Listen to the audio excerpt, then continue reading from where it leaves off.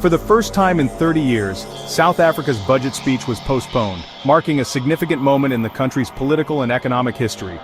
This unprecedented event is not merely an administrative delay, but a clear indicator of the nation's deep financial crisis.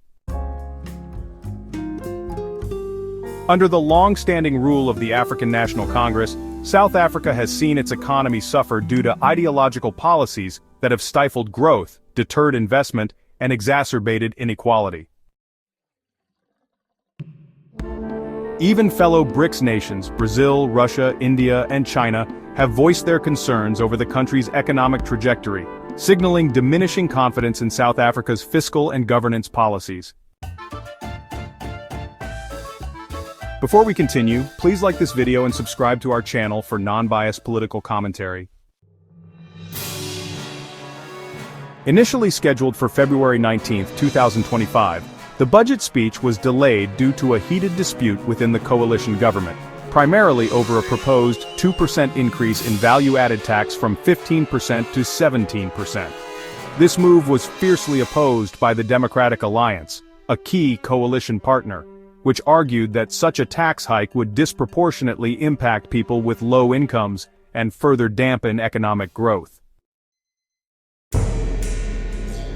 The postponement led to severe market reactions, with the rand depreciating and investor confidence plummeting. The financial market's response underscores the fragility of South Africa's economic standing and the critical need for sound fiscal policies that inspire confidence rather than panic. The postponement of the budget speech is emblematic of a broader crisis. South Africa's economic difficulties stem from years of mismanagement, corruption, and policies prioritizing state control over economic liberalization. South Africa's economic difficulties stem from years of mismanagement, corruption, and policies prioritizing state control over economic liberalization. The ANC's approach has long been centered on redistribution rather than growth, resulting in an unsustainable fiscal model. High levels of government spending coupled with low economic growth have led to mounting debt and a shrinking tax base.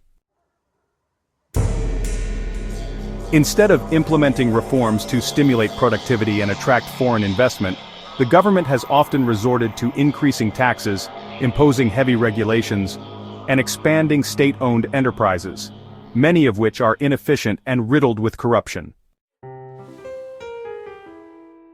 One of the most glaring issues is the mismanagement of key state-owned enterprises such as Eskom and Transnet, whose failures have had a cascading effect on the broader economy.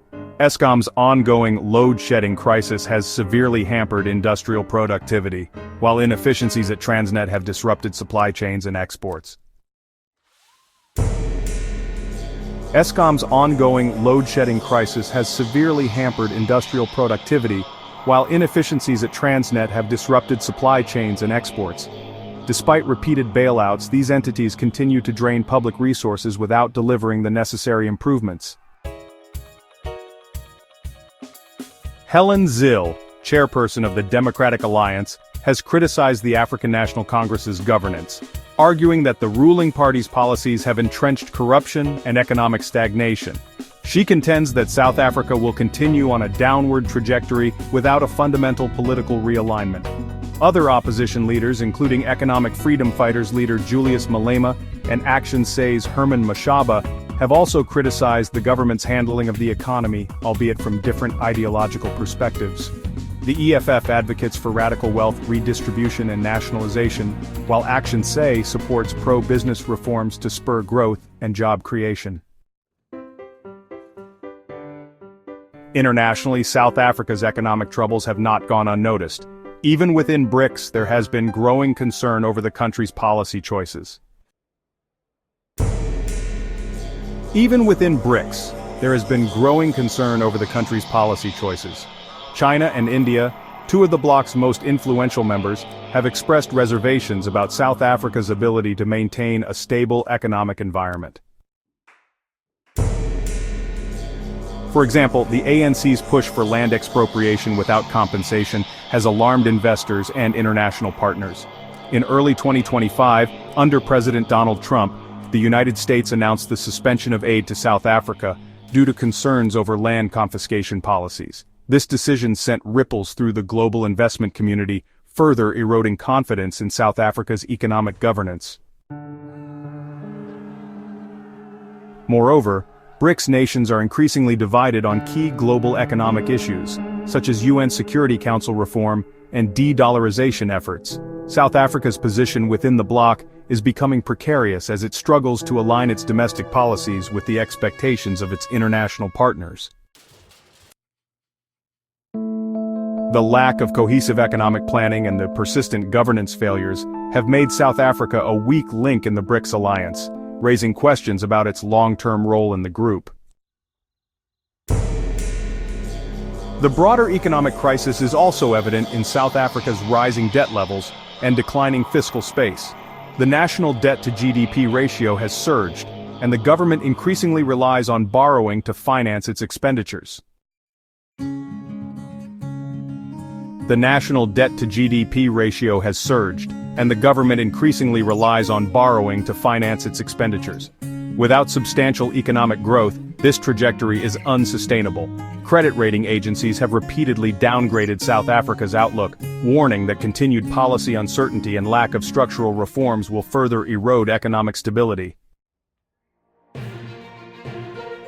Unemployment remains one of the most pressing issues, with the rate consistently above 30%. Youth unemployment is particularly dire, surpassing 60% in some estimates.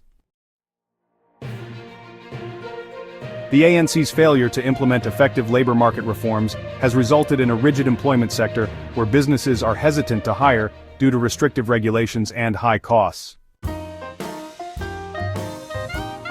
Instead of creating an environment conducive to job creation, the government has focused on expanding social grants, which, while necessary for short-term relief, do not address the structural economic problems at play. To navigate out of this crisis, South Africa needs a drastic shift in economic policy. The focus must be reducing government inefficiencies, fostering private sector growth, and encouraging investment. The focus must be reducing government inefficiencies, fostering private sector growth, and encouraging investment.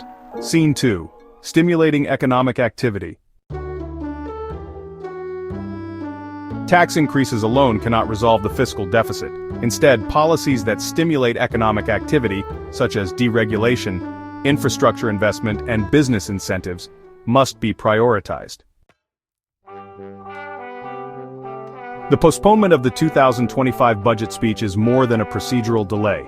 It is a symptom of a country struggling under the weight of poor economic policies and political discord. The ANC's ideological grip on governance has led to stagnation, and unless meaningful reforms are undertaken, South Africa risks deeper economic turmoil.